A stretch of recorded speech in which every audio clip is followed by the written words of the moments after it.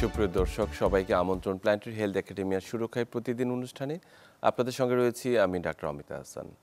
আমরা জানি যে উচ্চ রক্তচাপ আসলে শুধুমাত্র এটি একটি অসুখই নয়, বরঞ্চ অনেক অসুখের কারণ হিসেবে বিবেচিত হয়ে থাকে। বিশেষ করে হার্টের সমস্যায় যারা ভুগছে তারা কিন্তু বেশিরভাগই অনেকেই উচ্চ রক্তচাপে ভুগে থাকেন।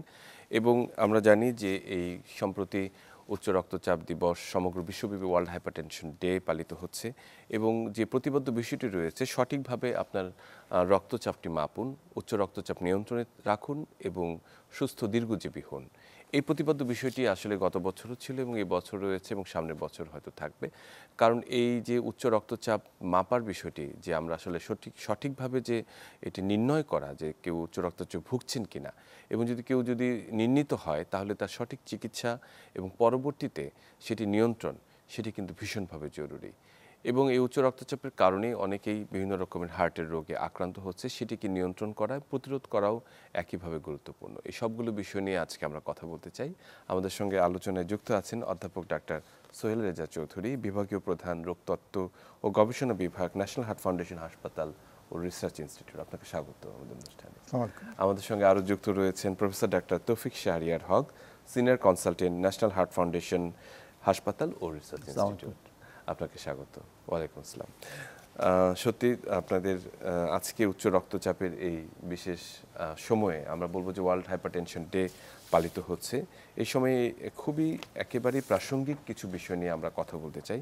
প্রথমে আমি অধ্যাপক ডক্টর সোহেল রেজা চৌধুরী আপনার কাছে আসতে চাই যে ওয়ার্ল্ড হাইপারটেনশন ডের আসলে গুরুত্বটি কী। মানে অনেক দিবস রয়েছে আমরা জানি, কিন্তু এই দিবসটি আলাদা একটি গুরুত্ব বহন করে। কারণ আমরা জানি যে এটা এপিডেমিওলজিক্যাল দিকটি যদি আমরা বিবেচনা করি, আমরা প্রায় দেখা যাচ্ছে যে খুবই কাছাকাছি 6-7 জন লোকের মধ্যে একজন উচ্চ রক্তচাপে আক্রান্ত।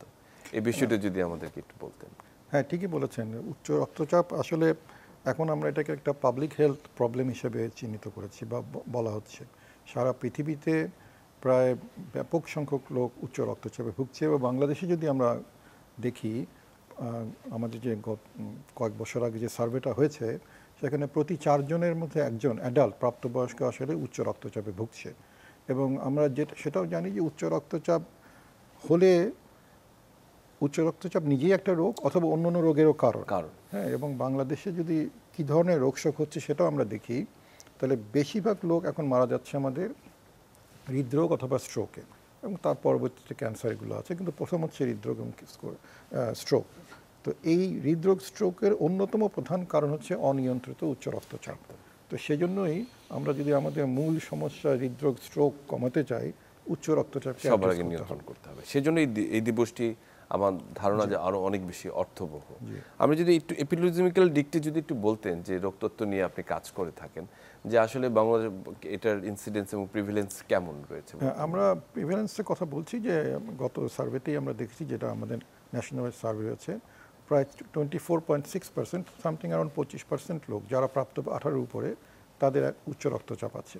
মানে 4 জনে একজন উচ্চ রক্তচাপ। এটা যখন 5 বছর আগে সার্ভেটা হয়েছিল তখন প্রায় আমরা দেখেছিলাম যে 22%-এর মতো, এটা এখন বেড়ে গিয়েছে। সুতরাং এটা বাড়তির দিকে। আর এটার কারণগুলো পরে আমরা হয়তো আলোচনা করব, কিন্তু বেশিরভাগ ক্ষেত্রে আমরা কারণগুলো জানি না। কিন্তু কিছু কিছু ফ্যাক্টর আছে যেগুলো উচ্চ রক্তচাপের সাথে জড়িত, সেটা আমরা জানি। হ্যাঁ, তো সেটাও আমরা গ্লোবালি আইডেন্টিফাইড কিছু ফ্যাক্টর আছে, বাংলাদেশের জন্য স্পেসিফিক কিছু ফ্যাক্টর হয়তো থাকতে পারে। তো মোটা দাগে আমরা কয়েকটা জিনিস জানি যে উচ্চ রক্তচাপ কাদের হয়। একটা হচ্ছে একটু বয়স বাড়লে রক্তচাপ বাড়ে, সেটার কারণে হতে পারে। আর একটা সংখ্যক আছে যাদের বংশগত কারণে রক্তচাপ হতে পারে, সেটা খুব কম। কিন্তু আর বেশিরভাগ লোকের হচ্ছে লাইফস্টাইল, জীবন আচরণজনিত কারণে হচ্ছে। যেমন খাওয়া দাওয়ার ব্যাপার, লবণের ব্যাপারটা আছে, ওজন বেড়ে যাওয়া, কায়িক পরিশ্রম কম করা, হ্যাঁ, এবং যদি ডায়াবেটিস বা অন্যান্য রোগে ভোগে তাহলে কিন্তু উচ্চ রক্তচাপ হওয়ার সম্ভাবনা অনেক বেড়ে যায়। সো সবগুলো মিলিয়ে আমাদের দেশের এখন যে লাইফস্টাইল, তারপরে আরেকটা নতুন আমরা এখন শুনতে পাচ্ছি যে এয়ার পলিউশন, হ্যাঁ, বায়ু দূষণও একটা রক্তচাপের কারণ, স্ট্রেসও একটা রক্তচাপের কারণ। তো এনভায়রনমেন্টটাই এখন আমাদের এরকম হয়ে গেছে যে একটু বয়স বাড়লেই মানুষজনের রক্তচাপ বেড়ে যাচ্ছে। এবং মানে এই শহর কেন্দ্রিক যে জীবন, এই যে নাগরিক জীবন, সেটিও এর পেছনে কারণ। প্রফেসর ডাক্তার তৌফিক শাহরিয়ার হক, আমরা যদি একটু জানতে চাই এবারে যে আমি বলবো যে থিমটি রয়েছে বা প্রতিপাদ্যটি রয়েছে সেটি গতবারের মতোই যে সঠিকভাবে রক্তচাপ মাপন। এই যে এই সঠিকভাবে রক্তচাপ মাপার বিষয়টির সঙ্গে কিন্তু আরও কিছু জড়িত, যে উচ্চচাপ রয়েছে কিনা সেটি নির্ধারণ করা এবং একই সঙ্গে সেটি নিয়ন্ত্রণে এনে একটি দীর্ঘ জীবন যাপনের একটি পথ খোলা রয়েছে তার সামনে।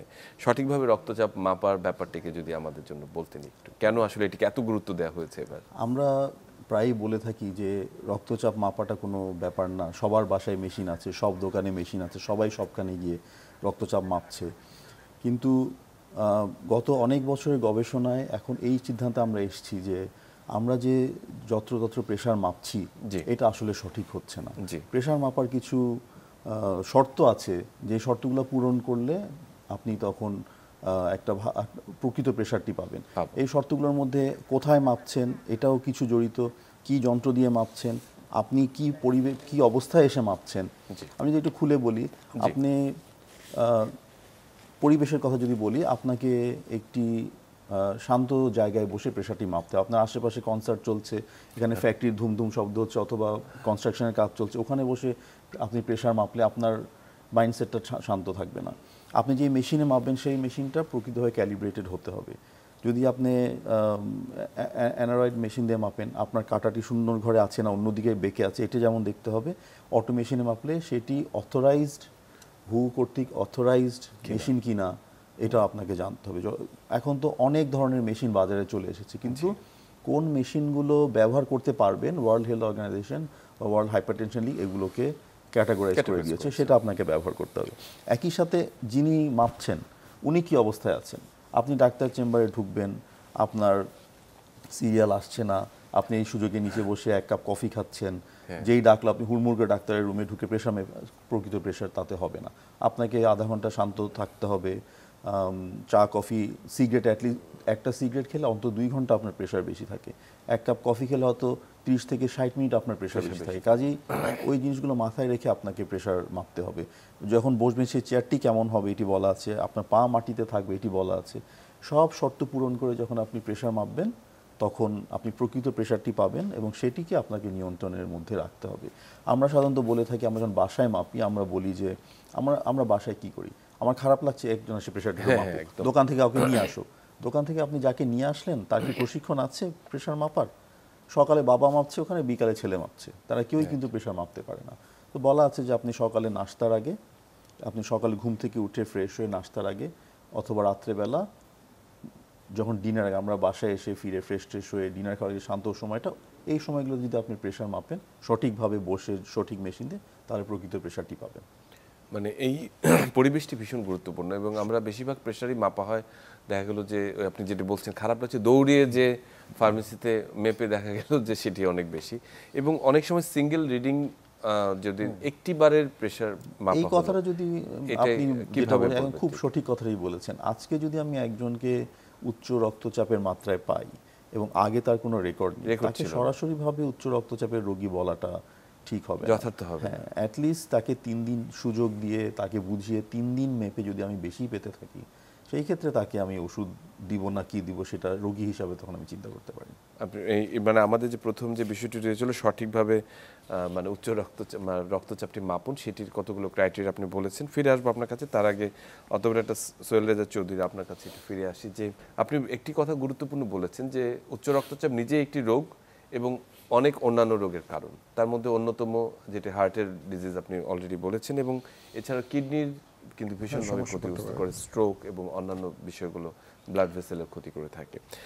আসলে এই যে উচ্চ রক্তচাপ নিয়ে যে সচেতনতা, মানে বিভিন্ন শুধুমাত্র আমরা শহরকেন্দ্রিক জনগণের কথা বলছি না, একদম প্রান্তিক জনগোষ্ঠীর, যে কেউ এটি দীর্ঘদিন এই প্রেশারের ওষুধ সারা জীবন খেতে হবে, এই চিন্তা ভাবনাটি তাদেরকে প্রেশার ওষুধ গ্রহণ করতে অনেক ক্ষেত্রে বাধাগ্রস্ত করে।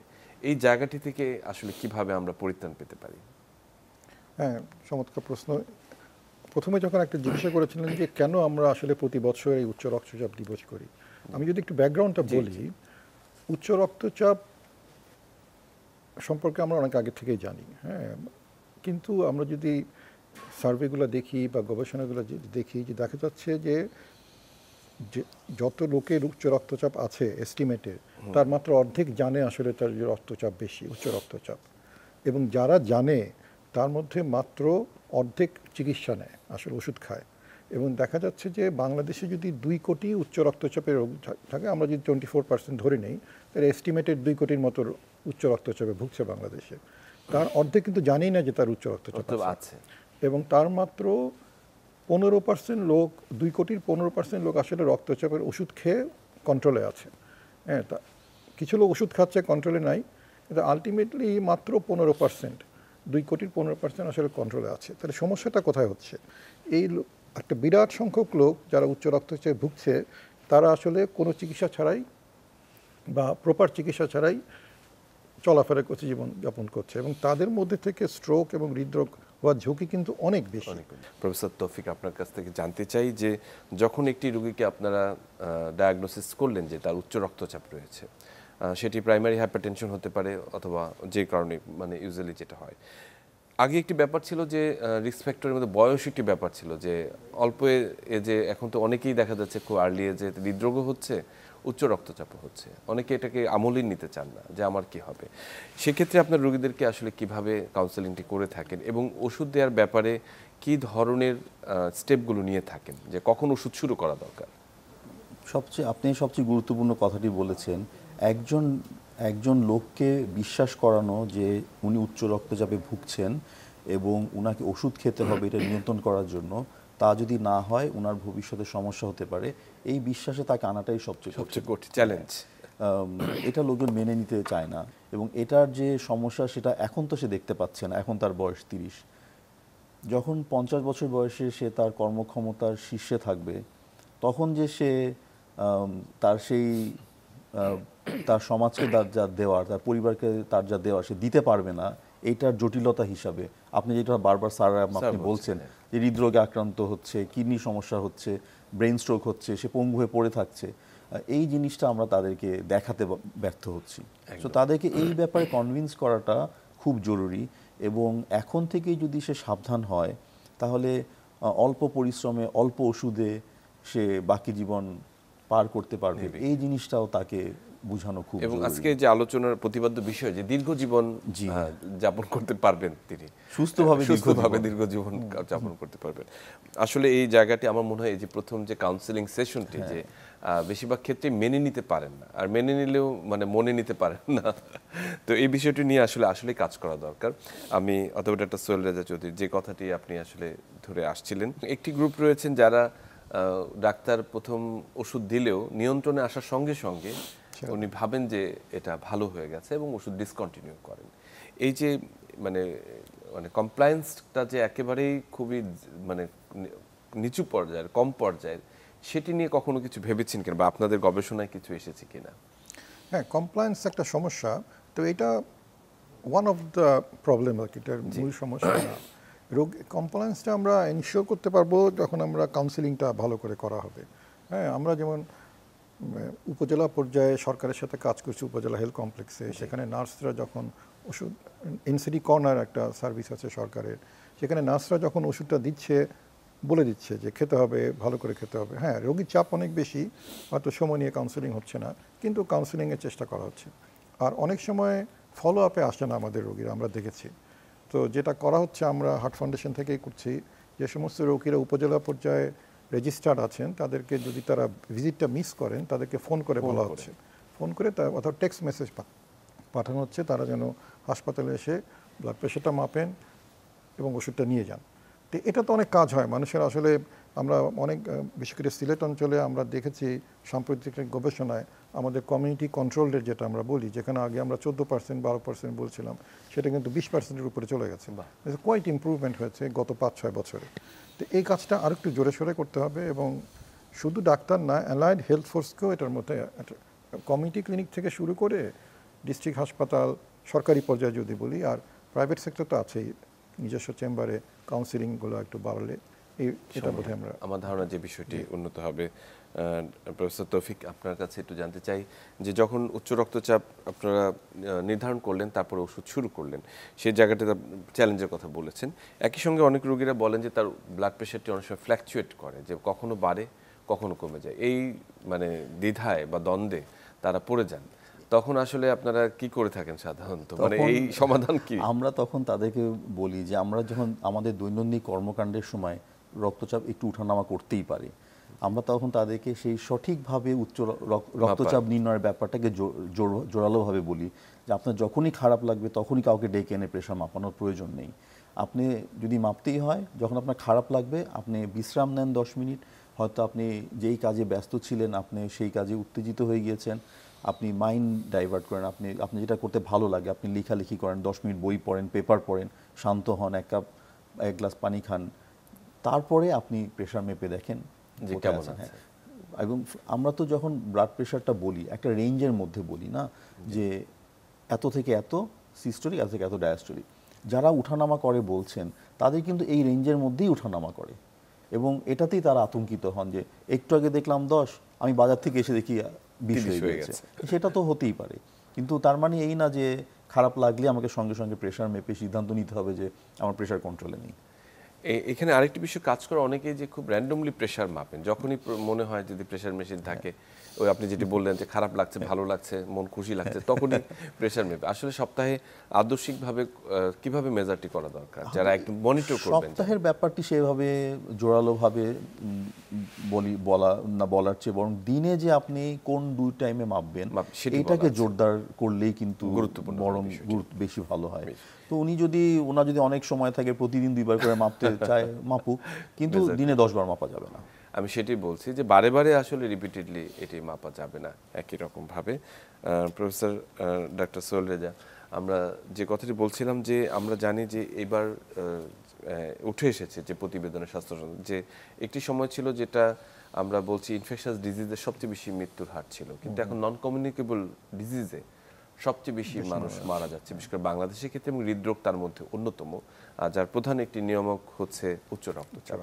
এবং সাধারণত উচ্চ রক্তচাপ এবং ডায়াবেটিস অনেক সময় ভাই বোনের মতো একসঙ্গে গলাগুলি করে রোগীকে আক্রান্ত করে। এই ধরনের রোগীদের ক্ষেত্রে আসলে উচ্চ রক্তচাপ নিয়ন্ত্রণের ক্ষেত্রে আমরা ন্যাশনাল হার্ট ফাউন্ডেশনের কিছু কর্মতৎপরতা লক্ষ্য করেছি, বিশেষ করে তারা কোলাবোরেশনে কিছু কাজ করছেন, যেটা এনসিডি কর্নারগুলোতে, এবং একই সঙ্গে এই যে এবার উচ্চ রক্তচাপ দিবস যেটা ন্যাশনাল, সেখানে আপনাদের কোনো বিশেষ কার্যক্রম রয়েছে কিনা? হ্যাঁ, আমরা ওই সচেতনতামূলক কিছু কাজ করছি। আর যেটা হচ্ছে যে এই মে মাসে তো একটা MMM বলে, যেটা মে মেজারমেন্ট মান্থ, যে আমরা স্ক্রিনিং, দেশব্যাপী একটা স্ক্রিনিংয়ের ব্যবস্থা করছি। সেটা আমরা যে সমস্ত এলাকায় কাজ করি সেখানে কমিউনিটি ক্লিনিকে গ্রাম পর্যায়ে স্ক্রিনিং হবে। এছাড়া আমরা বিভিন্ন শহরের বিভিন্ন অফিস আদালতে গিয়ে স্ক্রিনিংয়ের ব্যবস্থা করেছি। এছাড়া আমরা ডাক্তারদের ট্রেনিংয়ের জন্য একটা উদ্যোগ নেওয়া হয়েছে হার্ট ফাউন্ডেশনের পক্ষ থেকে, এবং সচেতনমূলক সেমিনারগুলো করা হচ্ছে। এটা হচ্ছে আমাদের পার্ট অফ কী বলে প্রিভেনশন অ্যাক্টিভিটি, আমরা এগুলো করছি। আর সরকারও উদ্যোগ নিয়েছে, সরকারও স্ক্রিনিংয়ের ব্যবস্থা, স্পেসিফিক এই মে মাসে একটু জোরালোভাবে যেন সব জায়গায় স্ক্রিনিং করা হয় সে ব্যাপারে এনসিডি কর্নারের মাধ্যমে হোক অথবা উপজেলা কমিউনিটি ক্লিনিকের মাধ্যমে হোক, সেটা চেষ্টা করছে। জি, প্রফেসর তৌফিক, আমরা যে কথাটি বলতে চাই আপনাকে নিয়ে সেটি হচ্ছে যে উচ্চ রক্তচাপকে একটি নীরব ঘাতক হিসেবে অনেক সময় আপনারা অভিহিত করে থাকেন, বিশেষ করে আপনার চেম্বারে যখন বা হসপিটাল যখন রোগী আসে তখন ওরা না বুঝলেও আপনারা অন্ততপক্ষে বুঝেন যে এটি কতখানি বিপজ্জনক হতে পারে। আসলে এই বিপজ্জনক পরিস্থিতি কি কি হতে পারে, মানে উচ্চ রক্তচাপের কারণে পরবর্তী যে ধারাবাহিক কনসিকুয়েন্স কি কি হতে পারে? এটা একটা নীরব ঘাতক হয়তো এই জন্যই বলা হয় যে আমাকে যদি জিজ্ঞেস করা হয় যে এই রোগের লক্ষণ কি, হ্যাঁ জ্বর আসবে, এই হবে সেই হবে, কিন্তু উচ্চ রক্তচাপে কিন্তু সেরকম কোনো লক্ষণ না থাকারই সম্ভাবনা প্রায় 80% ক্ষেত্রে। কিন্তু সে ভিতরে ভিতরে রোগটা বাড়ছে, এবং যখন বাড়তে থাকে শরীরের বিভিন্ন প্রক্রিয়া বাধাগ্রস্ত হয়, এবং উচ্চ রক্তচাপ আমাদের শরীরের প্রধান অঙ্গগুলো মস্তিষ্ক, চোখ, কিডনি, হার্ট এবং শরীরের সবচেয়ে দূরবর্তী এলাকার ছোট ছোট রক্তনালীগুলোকে আক্রান্ত করে। কেউ একজন উচ্চ রক্তচাপ জানেন বা জানেন না, উনি এটাকে কন্ট্রোল করেন না, হঠাৎ একদিন আমরা বলি পক্ষাঘাতগ্রস্ত, হ্যাঁ, ব্রেন স্ট্রোক হয়ে 1 মাস অবশ হয়ে গেল। হঠাৎ একদিন দেখা গেল তার খুবই সমস্যা, বুকে ব্যথা হচ্ছে, দেখা গেল উচ্চ রক্তচাপ থেকে উনি হার্ট অ্যাটাক আক্রান্ত হয়েছে। এই হার্ট অ্যাটাক শব্দটা কিন্তু আমাদের দেশের লোকজন অনেক ভয় পায়, এবং অনেক শ্বাসকষ্ট উচ্চ রক্ত উনি জানেন নিয়ন্ত্রণ করে না শ্বাসকষ্ট নিয়ে, অর্থাৎ হার্ট অ্যাটাক হয়ে বা যে কোনো কারণে ওনার হার্ট ফেল করেছে। অথবা পরীক্ষা করে দেখা গেল ওনার কিডনির শরীরের ক্রিয়েটিনের মাত্রা অনেক বেড়ে গেছে। কখন যে সে নীরবে তার কিডনিকে শেষ করে ফেলেছে উনি জানেন না। এই জন্যই এটাকে একটি নীরব ঘাতক চোখের যেটি বললেন আপনারা যে রেটিনোপ্যাথি, চোখে দেখছেন না, মানে পুরো পৃথিবীটা তার কাছে অন্ধকার হয়ে গেল। এই জায়গাগুলো যদি আসলে তাদেরকে বোঝানো সম্ভব হয় তাহলে নিশ্চয়ই একটি ছোট্ট ওষুধ প্রতিদিন আসলে এই কথাটি কিন্তু আমরা আলোচনা শুরু করেছিলাম যে এই একদিন এখানে সে এসে পৌঁছাবে যদি কন্ট্রোল না করে। খুবই সুন্দর করে বলেছেন আপনি যে কনসিকুয়েন্স বা ধারাবাহিক যে বিপজ্জনক দিকগুলো নিয়ে। আমি ফিরবো আপনার কাছে, তার আগে অধ্যাপক সোহেল রাজা চৌধুরী আপনার কাছে জানতে চাই, উচ্চ রক্তচাপ নিয়ন্ত্রণে আসলে অনেক কিছু করণীয় রয়েছে, শুধুমাত্র ওষুধ নয়, এর সাথে সম্পৃক্ত আরও অনেক কিছু রয়েছে, বিশেষ করে জীবনযাপন পদ্ধতি, খাবার দাবার, লাইফস্টাইল, রাতের ঘুম, আমাদের কাজের নিয়ন্ত্রণ, স্ট্রেস, এই বিষয়গুলো নিয়ে আসলে যদি আমাদেরকে বলতেন যে উচ্চ রক্তচাপ নিয়ন্ত্রণে লাইফস্টাইল মডিফিকেশন আসলে কি কি দরকার আমাদের। হ্যাঁ, ঠিক আছে, আমরা তো প্রিভেনশনটা অত্যন্ত গুরুত্বপূর্ণ সেটা বলছি, কিন্তু এটাও আমাদের মনে রাখতে হবে উচ্চ রক্তচাপের চিকিৎসাও কিন্তু একটা প্রিভেনশন। কিসের প্রিভেনশন? এটা সে হৃদরোগ অথবা স্ট্রোক অথবা কিডনির সমস্যা, এটার প্রিভেনশনের জন্য কিন্তু উচ্চ রক্তচাপের চিকিৎসা করতে হবে। সুতরাং উচ্চ রক্তচাপের চিকিৎসা একটা লেভেল অফ প্রিভেনশন, নিয়মিত যেন নেই, নিজেটা কীরকম আছে সেটা যেন জানি, বেশি থাকলে চিকিৎসা নেই, ওষুধ খাই, সেটা কিন্তু প্রিভেনশন অ্যাক্টিভিটি, আমার হৃদরোগের ঝুঁকি কমাচ্ছে। আর উচ্চ রক্তচাপ হওয়ার যেন না হয় বা রক্তচাপ যেন না বাড়ে, সেজন্য আমাদের বিশেষ কিছু লাইফস্টাইল বা জীবনাচরণ পরিবর্তন করলে আমাদের হয়তো রক্তচাপটা বাড়বে না। বয়স বাড়াটা তো আমরা কমাতে পারবো না, বয়সের সাথে সাথে কিছু রক্তচাপ বাড়ে, কিন্তু সেটা এমনভাবে বাড়ে না যে না হাই ব্লাড প্রেশার বা উচ্চ রক্তচাপ হয়ে যাবে, প্রেশার বাড়বে, উচ্চ রক্তচাপ হয়ে যাবে, সেটা বয়স বাড়ার সাথে সাথে সেটা সবসময় হয় না। কারণ কোন কোন কারণগুলোতে বাড়তে পারে? মূল কারণ একটা হচ্ছে খাবার দাবার, খাবার দাবারের মধ্যে যেটা আমরা বলি যে লবণ বেশি খেলে, ছোটবেলা থেকে যদি আমরা লবণ বেশি খাই, এটা ক্রমাগত আমাদের শরীরে রক্তচাপ মানে পানির পরিমাণ বাড়তে থাকে এবং সেই সাথে রক্তচাপের পরিমাণ, উচ্চ রক্তচাপ হয়। এবং বাংলাদেশের মানুষ লবণ বেশি খায়, সত্যি কথা বলছি, প্রায় আমাদের WHO বা বিশ্ব স্বাস্থ্য 5 গ্রামের কথা বলে, আমরা 9 গ্রাম খাই, 9 থেকে 10 গ্রাম। এবং লবণ খাওয়া কমাতে হবে, এটা নিয়ে যদি সময় থাকে আমরা বিশদ আলোচনা করতে পারি। কিন্তু আরেকটা হচ্ছে ওজন বেড়ে যাওয়া। এখন আমাদের ক্যালোরি গ্রহণ অনেক বেড়ে যাচ্ছে, খাবার দাবার আমরা বেশি খাচ্ছি, ওজন বেড়ে যাচ্ছে, ওজন বেড়ে রক্তচাপ বাড়ে, এটা আরেকটা হচ্ছে ফিজিক্যাল ইনঅ্যাক্টিভিটি বা কায়িক পরিশ্রম, এই তিনটা। আর স্মোকিং করলে একটু আগে স্মোক করলে ব্লাড প্রেশার বাড়ে আবার কমে যায়, কিন্তু বেশি স্মোক করলে একটা বাড়তির দিকে থাকে। তো এই সবগুলো ফ্যাক্টরি আমাদের দেশে এখন খুব বেশি আছে। আমরা লবণ বেশি খাচ্ছি, আমরা শাকসবজি কম খাচ্ছি, ফলমূল কম খাচ্ছি, আমরা ফিজিক্যাল অ্যাক্টিভিটি বা কায়িক পরিশ্রম কম করছি, ওজন বেড়ে যাচ্ছে।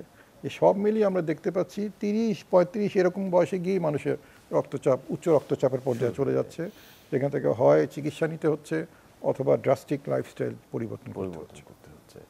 এবং একটি গুরুত্বপূর্ণ কথা বলেছেন যে আমরা আসলে যে কায়িক পরিশ্রমটি এত ভীষণ পরিমাণ আমাদের কমে গেছে এখন, যে আমরা সিঁড়ি থেকে নেমে মানে অপেক্ষা করি যে একটি যানবাহনের জন্য যে কিভাবে যাওয়া যায়, সেডেন্টারি মানে পুরোপুরি একেবারে সেডেন্টারি হয়ে গেছে। এবং আরেকটি বিষয় আপনার সাথে যোগ করতে চাই যে আমাদের এই নাগরিক জীবনের যে এই যে স্ট্রেস অথবা প্রতিযোগিতামূলক যে জীবন, বাচ্চার স্কুলের জন্য প্রতিযোগিতা, চাকরির জন্য প্রতিযোগিতা, কর্পোরেট লাইফের প্রতিযোগিতা, এই সব কিছু মিলেও কিন্তু আসলে এই আমাদের স্ট্রেস লেভেলটাকে বাড়াচ্ছে কিনা, বা সঠিক ঘুমের এবং আমাদের যে ডিভাইস যেটা আমরা ব্যবহার করি যে আমরা এটার সাথে একেবারে সম্পৃক্ত, এই জায়গাটিতে আসলে কোনো পরিবর্তন আনার দরকার কিনা। হ্যাঁ, স্ট্রেস যেটা বললেন সেটা একটা আমরা দেখেছি গবেষণায়, স্ট্রেস আসলে রক্তচাপের সাথে জড়িত আছে, এবং স্ট্রেস ব্যক্তিগত পর্যায়ে কাজ করেও স্ট্রেস নিয়ন্ত্রণ করা যায়, কিন্তু কর্মক্ষেত্রে যে স্ট্রেসটা এটা আসলে সামগ্রিকভাবে দেখতে হয়। এবং যিনি এমপ্লয়ার তিনিও দেখবেন তার কর্মচারীরা স্ট্রেসফুল কোনো কন্ডিশনে আছেন কি না, এবং এমপ্লয়িও চেষ্টা করবেন তার ব্যক্তিগত জীবনে মেডিটেশন ইত্যাদি বিভিন্ন পদ্ধতি ব্যবহার করে স্ট্রেসটা কমিয়ে আনা যায় কিনা। হ্যাঁ, এবং কন্টেন্টেড থাকা, যে আমরা যেটা পাচ্ছি সেটা নিয়ে কন্টেন্টেড থাকা, এবং আমাদের চাহিদা যেন একেবারে বেশি না হয়ে যায়, সেখান থেকে স্ট্রেসের জন্ম হয়। তো সেইগুলো আমাদের আসলে একটা অ্যাড্রেস করা দরকার ব্যক্তিগত জীবনেও এবং আমাদের পারিপার্শ্বিক এভাবে সব সোসাইটিতে এটাকে অ্যাড্রেস করা দরকার, স্ট্রেসটা ইস্যু। কিন্তু আরেকটা জিনিস আমরা খুব মিস করে যাচ্ছি, এটা হচ্ছে দূষণ, বায়ু দূষণ। হ্যাঁ, কিন্তু এটি আমাদের আসলে বলুন আমরা কি এখন করতে পারি? আমরা দেখেছি এটা সরাসরি হৃদরোগের সাথে জড়িত, এবং সাম্প্রতিককালে দেখা যাচ্ছে আমাদের রক্তচাপের সাথেও এটা জড়িত। সুতরাং মানে রক্তচাপ বেড়ে এটা হৃদরোগের দিকে যাচ্ছে বায়ু দূষণের কারণে।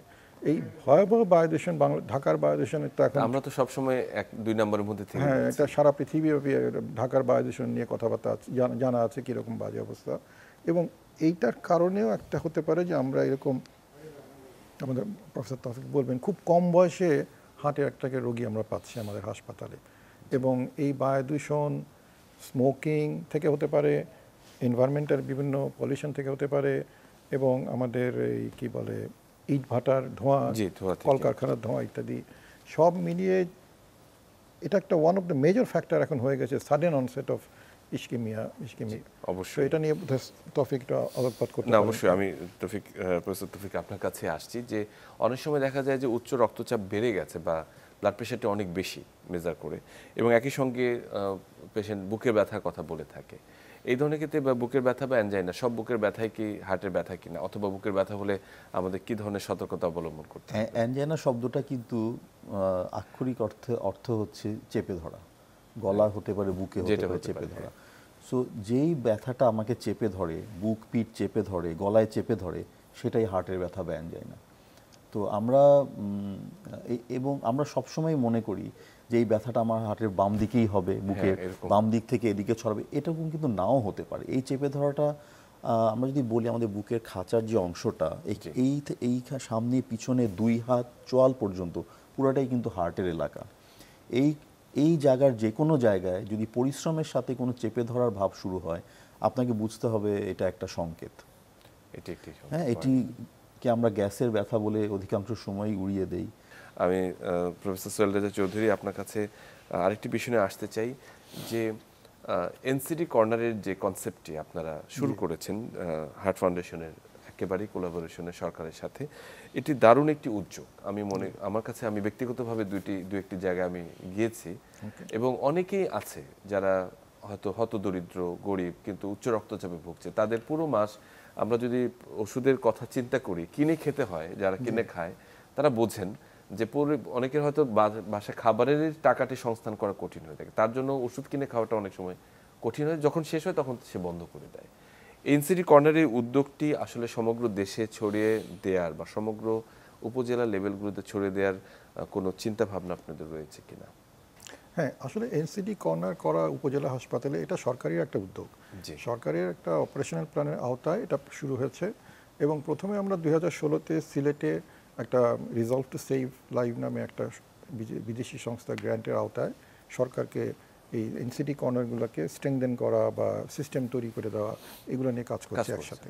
পরবর্তীতে আমরা এখন সরকারের সাথে 310টা উপজেলায় কাজ করছি। এছাড়া অন্যান্য কিছু সংস্থা আছে যারা সরকারের সাথে বিভিন্ন জায়গায় কাজ করছে।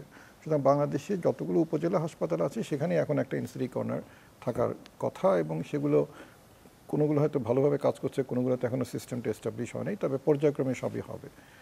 সেই প্ল্যানই আগাচ্ছি আমরা, এবং সরকারও আগাচ্ছে।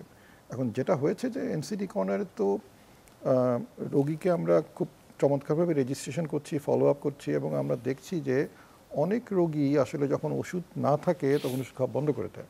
এই জন্য কন্ট্রোল রেটটা কমে যায়।